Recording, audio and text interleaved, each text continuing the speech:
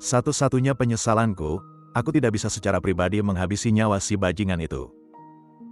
Barusan tadi, adalah kalimat yang diucapkan oleh seorang pria, yang telah melakukan pembunuhan terhadap 7 orang anggota keluarga dan menghilangkan 9 nyawa.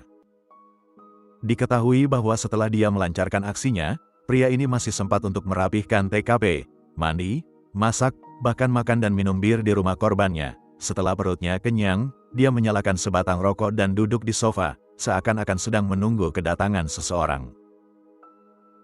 Apa yang terjadi sebenarnya? Kebencian dan dendam apa yang mendorongnya untuk menghabisi seluruh anggota keluarga ini? Mengapa dia masih bisa bersikap santai setelah melakukan kejahatannya?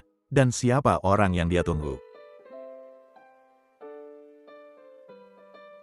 Halo orang-orang baik, terima kasih sudah klik video ini dan selamat datang lagi di channel The Purbas. Apa kabar kalian semua hari ini? Saya harap kalian sekeluarga selalu dalam kondisi sehat walafiat ya, tak kurang satu apapun secara finansial. Semoga rezeki kalian lancar. Dan kalau ada yang saat ini sedang sakit, saya doakan semoga lekas sembuh agar bisa segera beraktivitas kembali. Kesetiaan seorang sahabat dapat dibuktikan dengan tindakan-tindakan yang konsisten dan saling mendukung satu sama lain, di saat senang maupun di saat sulit. Seperti yang terjadi pada tokoh utama dalam cerita kita hari ini, dia rela mengorbankan diri demi sahabatnya, tapi di lain pihak, si sahabat malah merenggut kebahagiaan di dalam hidupnya. Kasus hari ini terjadi di Kabupaten Shuyi, Provinsi Jiangsu, Cina, pada malam hari di tanggal 4 September tahun 2011. Seorang pria mendatangi kantor polisi Shuyi, melaporkan sebuah tragedi pembunuhan yang mengerikan. Sejumlah petugas polisi langsung dikirim ke TKP. Kedatangan beberapa mobil polisi lengkap dengan bunyi sirine memecah keheningan malam hingga membuat warga sekitar keluar dari rumah mereka dan berduyun-duyun mendatangi lokasi. Tiba di TKP, tim investigasi mendapati kengerian di hadapan mereka. Darah berceceran menggenang di sisi ruangan. 7 tubuh tergeletak tak bernyawa di dalam 2 buah rumah. Semuanya sudah kaku dan mengeluarkan aroma tak sedap.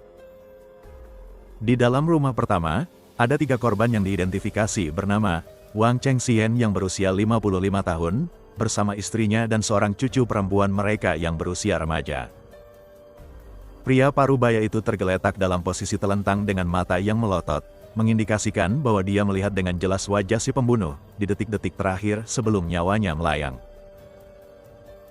Di rumah kedua, ada 4 korban yang diidentifikasi bernama Li Xiaozong, bersama istrinya, mertuanya, dan putri tirinya, Chen Sansan yang sedang hamil besar. Berdasarkan keterangan dari para tetangga, Chen Sansan saat itu sedang mengandung bayi kembar dan tinggal menunggu tanggal persalinannya. Tapi rupanya, si pembunuh tidak menunjukkan belas kasihan sama sekali dan tetap menghabisi nyawa wanita itu.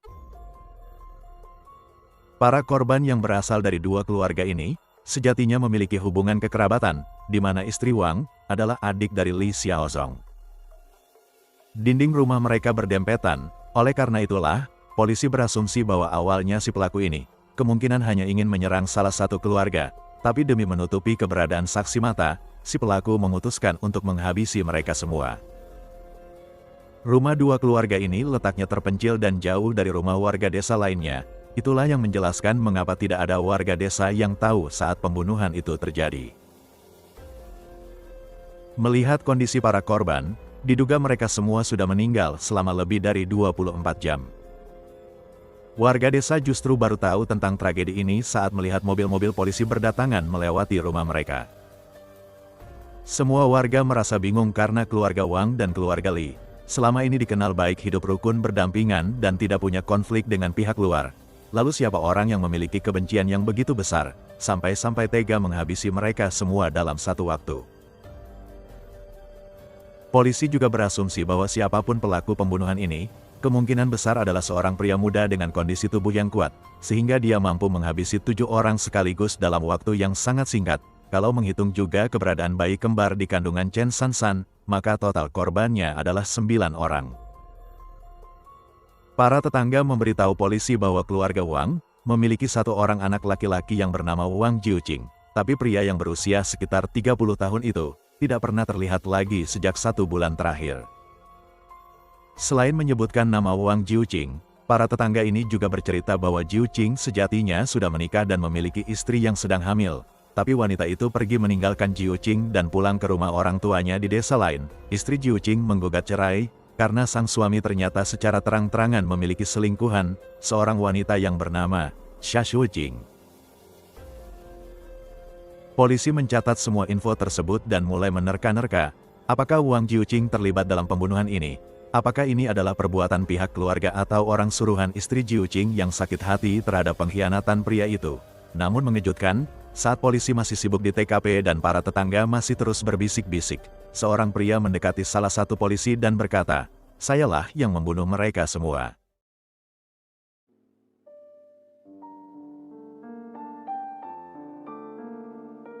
Pria yang mengaku sebagai pelaku pembunuhan ini bernama Zheng Lu. Dia tak lain adalah orang yang sebelumnya membuat laporan ke kantor polisi. Di ruang interogasi, Zheng Lu membuat pengakuan dan menceritakan latar belakang kejahatannya sebagai berikut. Zheng Lu bertemu Wang Jiuqing pada musim gugur di tahun 2004.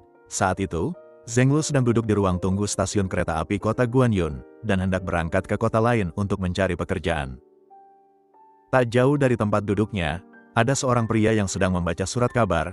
Pada satu momen, pria itu membaca dengan suara yang agak besar dan mengucapkan kata-kata, "harta karun." Zheng Lu menghampiri dan mengajaknya kenalan. Pria itu selanjutnya mengenalkan namanya sebagai Wang Jiuqing, yang berasal dari Kabupaten Shui. Kabupaten Shui dan Kabupaten Guanyun sama-sama berada di Provinsi Jiangsu. Terjadilah percakapan seru di antara dua pria ini, yang ternyata mereka sama-sama memiliki ketertarikan terkait pencarian harta karun dari masa lampau. Karena Wang Jiuqing berusia lebih tua beberapa tahun, Zheng Lu mulai memanggilnya dengan sebutan kakak. Zheng Lu berasal dari keluarga petani yang miskin. Sejak kecil dia tidak pernah mengenyam pendidikan. Alih-alih sekolah, Zheng Lu kecil lebih banyak membantu orang tuanya menjadi buruh tani. Beranjak dewasa, Zheng Lu beralih profesi dengan menjadi kuli bangunan lalu dia pun menikah. Zheng Lu ingin membahagiakan orang tua dan istrinya, tapi hal itu sangat sulit untuk dia wujudkan kalau hanya mengandalkan upahnya sebagai kuli bangunan. Oleh karena itu, saat bertemu dengan Wang Jiuqing dan mendengar pria itu menyebutkan kata-kata harta karun, Zheng Lu jadi tertarik dan menyatakan niatnya untuk ikut mencari harta karun bersama Jiuqing. Di lain pihak, Wang Jiuqing sedikit lebih beruntung daripada Zheng Lu, karena dia sempat mengenyam pendidikan. Namun setelah lulus SMA, Jiuqing tak kunjung mendapatkan pekerjaan tetap hingga dia menikah. Jiuqing bercerita kepada Zheng Lu bahwa dia tergabung dalam sebuah komunitas pencari harta karun, dan dia memiliki pengetahuan serta keterampilan yang mumpuni di bidang itu. Zheng Lu yang buta huruf dan tidak berpendidikan, mengiya-iyakan saja setiap kalimat yang disampaikan Jiuqing, yang kemudian bercerita bahwa dia akan pergi ke suatu tempat untuk mencari harta karun. Zheng Lu yang saat itu hendak menuju kota lain untuk mencari kerja, memutuskan membatalkan perjalanan tersebut dan menyatakan keinginannya untuk bergabung dengan Jiuqing. Zheng Lu berkata bahwa dia baru saja menikah dan ingin memberikan kehidupan yang lebih baik untuk istrinya dan untuk anaknya nanti. Mendengar cerita dan ketulusan Zheng Lu, Jiuqing pun membolehkannya untuk bergabung dalam misi pencarian harta karunnya. Wang Jiuqing kemudian mengeluarkan sebuah peta dan menunjukkan lokasi yang akan mereka tuju. Dia menjelaskan bahwa di lokasi tersebut, ada sebuah makam kuno orang kaya dari zaman kekaisaran dulu. Jadi di makam itu pasti terdapat banyak barang-barang berharga seperti emas atau perhiasan. Mereka berdua selanjutnya membeli peralatan untuk melakukan penggalian dan berangkat menuju makam tersebut. Sepanjang perjalanan, Wang Jiuqing dan Zheng Lu menjalin komunikasi yang sangat baik. Mereka merasa cocok satu sama lain dan menyesal mengapa mereka baru bertemu sekarang. Singkat cerita, dua pria ini pun tiba di lokasi yang dituju. Namun sayangnya, misi pertama mereka ternyata tidak membuahkan hasil. Wang Jiuqing dan Zheng Lu kembali ke desa masing-masing. Beberapa bulan kemudian, Jiuqing menghubungi Zheng Lu lagi dan berkata bahwa mereka ada misi baru.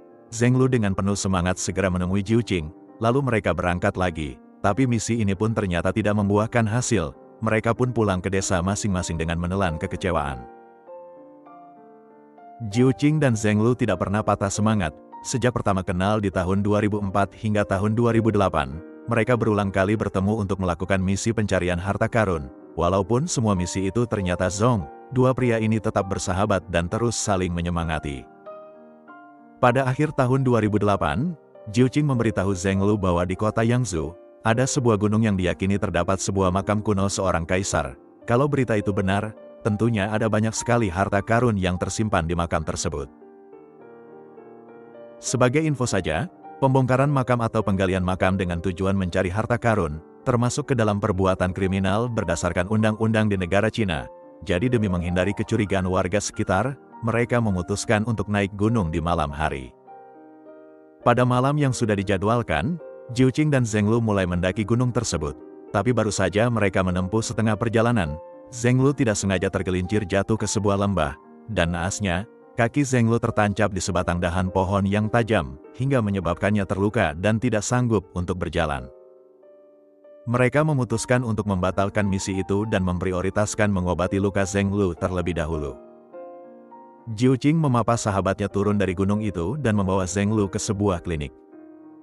Selama Zheng Lu menjalani pengobatan, Jiuqing lah yang mengeluarkan uang untuk membayar semua biaya perawatan. Dia juga selalu standby 24 jam menjaga Zheng Lu, membersihkan badannya, mengganti pakaiannya, juga mondar-mandir membelikan makanan serta kebutuhan lain untuk sahabatnya itu. Zheng Lu sangat tersentuh atas perhatian dan kebaikan Jiuqing. Di momen itulah, dia merasa bahwa Jiuqing adalah sahabat sejati yang sudah seperti saudara kandungnya sendiri.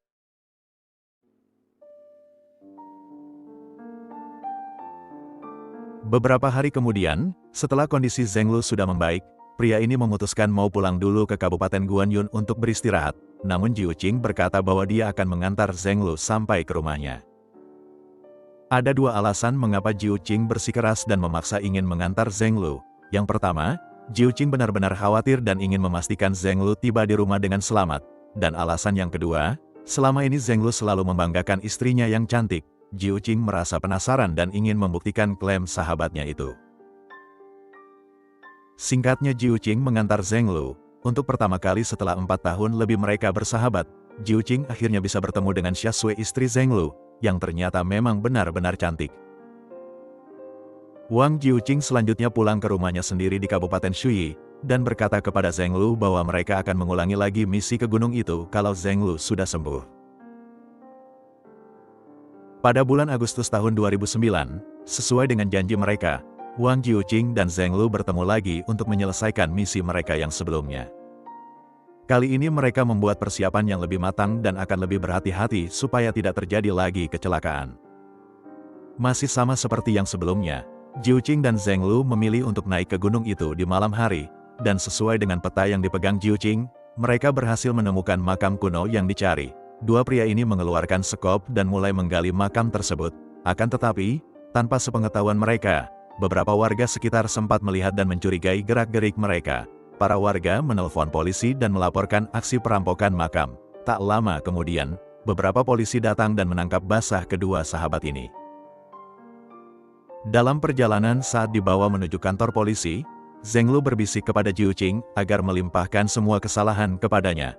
Lebih lanjut, Zheng Lu berkata agar nanti Jiuqing mengaku tidak tahu apa-apa, katakan saja kalau dia hanya diajak Zheng Lu ke suatu tempat, tapi dia tidak tahu menahu dengan rencana perampokan makam.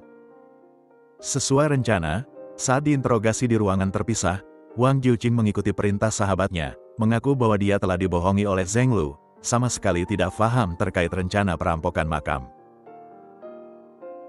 Di ruangan berbeda, Zheng Lu mengaku bahwa dialah yang merencanakan perampokan makam itu. Wang Jiuqing temannya, sama sekali tidak tahu bahwa mereka akan merampok makam. Berdasarkan pengakuan mereka berdua, Wang Jiuqing akhirnya dibebaskan, sedangkan Zheng Lu menerima vonis penjara selama 1 tahun. Wang Jiuqing sempat menjenguk Zheng Lu saat pria itu masih di tahanan polisi sebelum menerima vonis. Zheng Lu memohon agar Jiuqing mau membantunya, mengurus dan menjaga istrinya selama dia di penjara. Wang Jiuqing yang merasa berhutang budi, menyanggupi permintaan itu sebagai ucapan terima kasih, karena Zheng Lu mau mengorbankan dirinya dan menanggung semua kesalahan. Dia berjanji akan menjaga Xiasui dengan baik. Walaupun Zheng Lu hanyalah pria miskin, tidak berpendidikan, dan penampilannya juga biasa-biasa saja, Xiasui sang istri, dulunya adalah kembang desa yang cantik. Bahkan setelah menikah dan menjalani kehidupan yang pas-pasan bersama Zheng Lu, kecantikan Xia Shui belum memudar. Wang Jiuqing muncul ke rumah Zheng Lu dan bertemu dengan Xia Shui. Secara teratur, Jiuqing datang dan memberi uang setiap bulan kepada wanita itu. Lama-kelamaan karena sering bertemu, muncullah rasa ketertarikan terhadap istri sahabatnya itu. Jiuqing mulai merayu dan berkata-kata manis terhadap Xia Shui. Awalnya wanita itu mengabaikan perhatian berlebih dan rayuan gombal dari Jiuqing, namun perlahan-lahan, dia mulai memberi respon yang positif. Mungkin Xia Shui merasa kesepian, atau mungkin, dia mulai terbiasa menerima uang dari Jiuqing, hingga akhirnya terjadilah perselingkuhan di antara Wang Jiuqing dan Xia Shui. Tak lagi sebulan sekali, Jiuqing kini lebih intens mendatangi rumah sahabatnya, bahkan menginap, untuk apa lagi kalau bukan untuk bermesraan bersama istri sahabatnya. Beberapa waktu kemudian, Jiuqing sudah tidak merasa sungkan untuk membawa Xia Shui ke rumahnya sendiri dan memperkenalkan Xia Shui sebagai istri dari sahabatnya. Faktanya, di saat yang sama, istri Jiuqing sedang hamil besar dan pulang ke rumah orang tuanya sendiri untuk mempersiapkan kelahirannya. Situasi ini membuat Jiuqing semakin leluasa membawa Xia Shui ke rumahnya, bahkan menginap. Kehadiran wanita asing dengan paras secantik itu membuat semua orang di keluarga Wang merasa curiga. Setelah dikonfrontasi dan diinterogasi oleh keluarganya, Jiuqing tidak membantah dan membenarkan bahwa Xia Shui adalah kekasihnya. Orang tuanya menasihati Jiuqing agar mengakhiri perselingkuhan itu. Xia Shui adalah istri sahabatnya, dan istrinya sendiri beberapa hari lagi akan melahirkan. Sementara itu di kalangan warga sekitar, mulai beredar rumor bahwa ada wanita yang sering menginap di rumah keluarga Wang, tapi karena mereka menghargai Tuan Wang si kepala keluarga, para tetangga pun diam saja dan tidak mau ikut campur. Jiuqing yang sedang mabuk kepayang, tetap meneruskan hubungannya bersama Xia Shui, tidak peduli dengan bisik-bisik tetangga, juga tidak mau mendengarkan nasihat ayahnya. Pada bulan Oktober tahun 2010, istri Jiuqing sudah melahirkan dan pulang lagi ke rumah keluarga Wang membawa bayinya yang sudah berusia beberapa bulan. Di saat yang sama, Zheng Lu juga sudah menyelesaikan masa tahanannya di penjara. Wang Jiuqing membawa Xia Shui menyambut kebebasan Zheng Lu. Pria itu merasa bahagia bisa bersatu lagi dengan istrinya. Selain itu, Zheng Lu melihat istrinya baik-baik saja, tidak kurus dan tidak terlihat layu. Zheng Lu mengucapkan terima kasih yang sebesar-besarnya, karena Jiuqing benar-benar menepati janjinya, mengurus dan merawat istrinya. Yang tidak diketahui oleh Zheng Lu, bahwa selama beberapa bulan terakhir, Jiuqing tak hanya mengurus dan merawat, tapi juga mencangkul dan memupuk Xia Shui, makanya wanita itu tidak layu.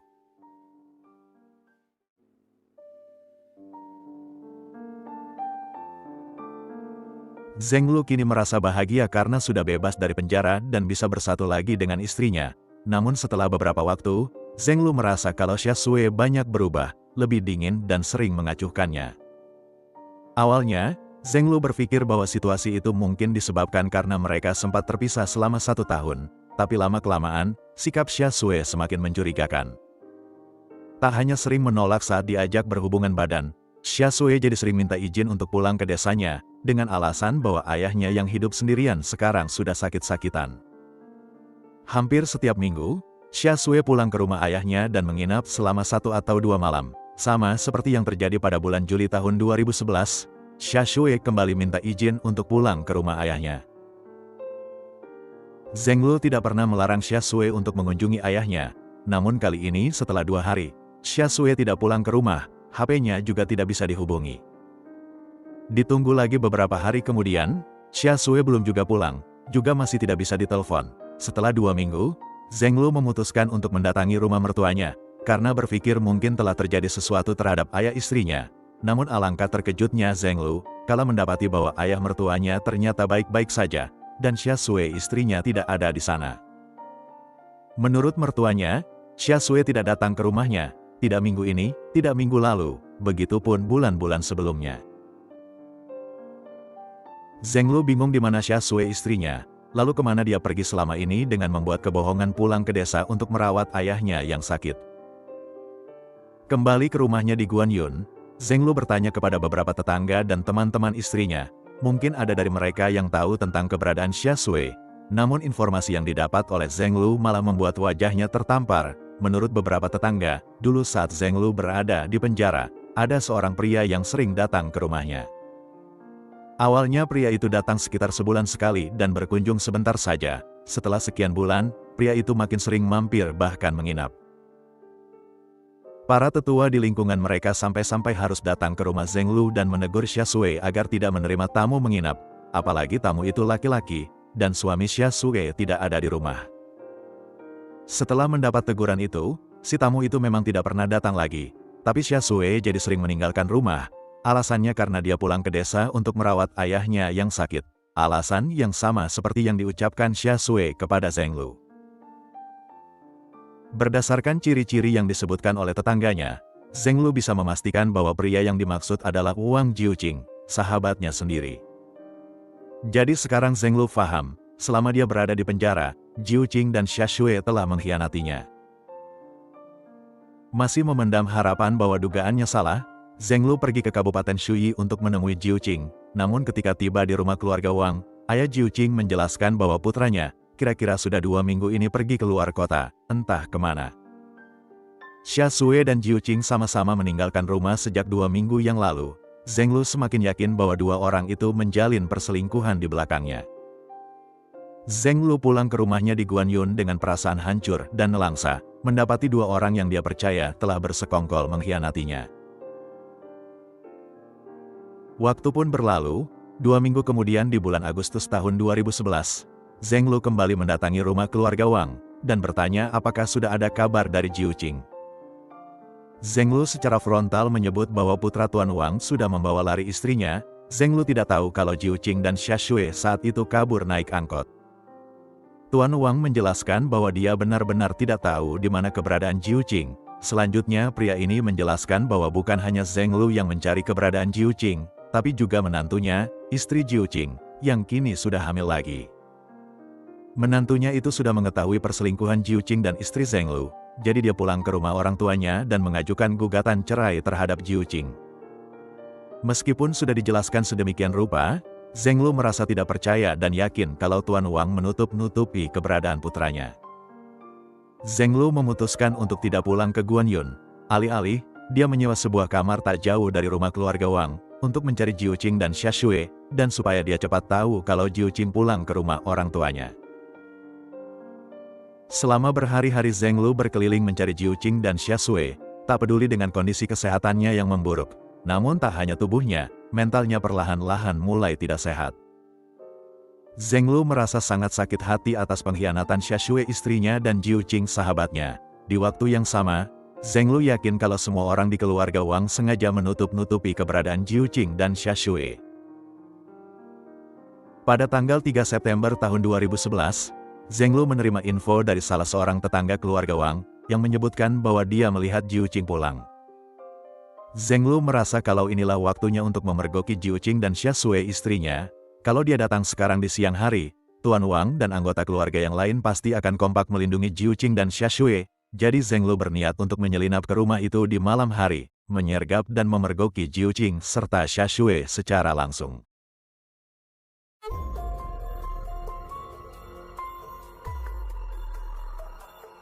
Menjelang tengah malam di tanggal 3 September tahun 2011, sesuai rencana, Zheng Lu mengendap-endap mendekati rumah keluarga Wang, namun kedatangannya disambut dengan gonggongan anjing milik Tuan Li, ipar Tuan Wang. Zheng Lu segera mengeluarkan pisaunya dan membunuh anjing itu. Di saat yang sama, karena mendengar suara berisik anjingnya, Li Xiaozong keluar rumah dan melihat seorang pria sedang membunuh anjingnya. Li Xiaozong segera berlari masuk ke dalam rumah dan hendak mengunci pintu. Tapi gerakannya kurang cepat, karena di detik berikutnya, Zheng Lu sudah berhasil menyusulnya dan menikam Li Xiaozong dari belakang, disusul dengan beberapa tikaman lagi hingga membuat pria itu diam tak bergerak. Setelah menghabisi Li Xiaozong, Zheng Lu langsung memeriksa satu persatu kamar, mendapati istri, mertua, dan anak tiri Li Xiaozong sedang tidur di kamar masing-masing. 3 wanita itu mengalami nasib yang sama, berakhir tewas ditikam dengan pisau. Putri tiri Li Xiaozong yang saat itu sedang hamil besar, meninggal bersama calon bayi kembarnya. Dari rumah keluarga Li, Zheng Lu mendobrak pintu rumah keluarga Wang. Kehadirannya yang begitu dramatis disambut dengan kebingungan Tuan Wang dan istrinya yang terbangun tiba-tiba dari tidur mereka. Zheng Lu menodongkan pisau ke arah Tuan Wang dan bertanya di mana Jiuqing. Pria parubaya itu menjawab bahwa dia benar-benar tidak tahu di mana putranya. Jawaban ini membuat amarah Zheng Lu makin meluap. Di detik-detik berikutnya, Zheng Lu menghabisi nyawa Tuan Wang dan istrinya. Zheng Lu kemudian memeriksa satu persatu ruangan untuk mencari keberadaan Jiu Qing dan Xia Shui, yang dia duga bersembunyi di salah satu ruangan. Namun dua orang itu tidak dia temukan. Alih-alih, dia malah menemukan cucu perempuan Tuan Wang yang bersembunyi ketakutan. Tanpa belas kasihan, Zheng Lu menghabisi remaja itu juga. Zheng Lu lalu mengambil HP Tuan Wang dan istrinya, memeriksa kalau ada histori pesan teks atau panggilan telepon dari Jiu Qing. Namun ternyata tuduhannya terbukti salah. Tuan Wang memang benar-benar tidak tahu keberadaan Jiu Qing. Zheng Lu kembali lagi ke rumah keluarga Li, menyingkirkan anjing yang dia bunuh tadi ke semak-semak, lalu memastikan Tuan Li dan anggota keluarga lain sudah benar-benar tewas. Setelah dia yakin, Zheng Lu berjalan meninggalkan rumah keluarga Li dan mengunci pintu dari luar. Zheng Lu kembali lagi ke rumah keluarga Wang, sama seperti tadi, memastikan 3 orang di rumah itu sudah benar-benar tak bernyawa lagi. Zheng Lu kemudian merapikan perabotan yang sempat berantakan, lalu dia mandi dan membersihkan percikan darah di tubuhnya. Setelah itu, dia buang pakaiannya dan mengambil pakaian Tuan Wang, lalu Zheng Lu tidur. Pagi hari di tanggal 4 September tahun 2011, Zheng Lu bangun dari tidur dengan perut lapar. Dia langkahi jasad Tuan Wang dan istrinya, berjalan menuju dapur untuk masak. Zheng Lu menyantap sarapannya dengan santai, sama sekali tidak terpengaruh dengan keberadaan 3 mayat di sekitarnya, juga 4 mayat korbannya di rumah sebelah. Setelah perutnya kenyang, Zheng Lu meraih sebotol bir milik Tuan Wang, duduk di sofa, lalu menyalakan sebatang rokok, sambil menggenggam botol bir di tangan satunya lagi. Sikap Zheng Lu saat itu sangat tenang. Dia duduk di sofa ruang tamu keluarga Wang seolah-olah sedang menunggu seseorang. Mungkin saat itu Zheng Lu berharap kalau Jiu Qing akan pulang, tapi setelah ditunggu hingga malam, tidak ada tanda-tanda kedatangan Jiu Qing sahabatnya apalagi Xia Shui istrinya. Sementara itu, mayat Tuan Wang dan yang lain sudah mulai mengeluarkan aroma tidak sedap.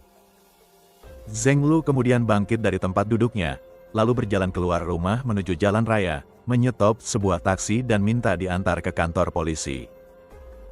Kejadian setelahnya sudah dijelaskan di awal video ini. Zheng Lu selanjutnya ditangkap dan ditetapkan sebagai tersangka tunggal dalam kasus pembunuhan 7 orang di keluarga Wang dan keluarga Li, termasuk juga menghilangkan 2 nyawa, yang beberapa hari lagi akan hadir ke dunia ini. Pada tanggal 14 Desember tahun 2011, Hakim Pengadilan Rakyat Menengah Jiangsu menjatuhkan vonis hukuman mati bagi Zheng Lu.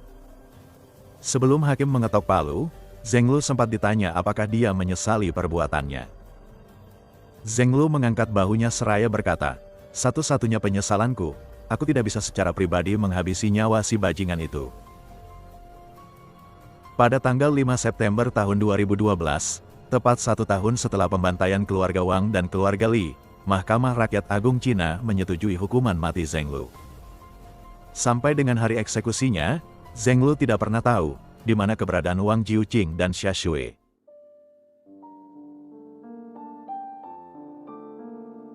Itulah tadi kisah nyata kasus kriminal kita hari ini. Semoga ada pelajaran berharga yang bisa kita petik dari tragedi ini. Terima kasih sudah menonton hingga selesai. Jaga kesehatan selalu, dan sampai jumpa lagi di kisah nyata kasus kriminal berikutnya, dari channel The Purbas.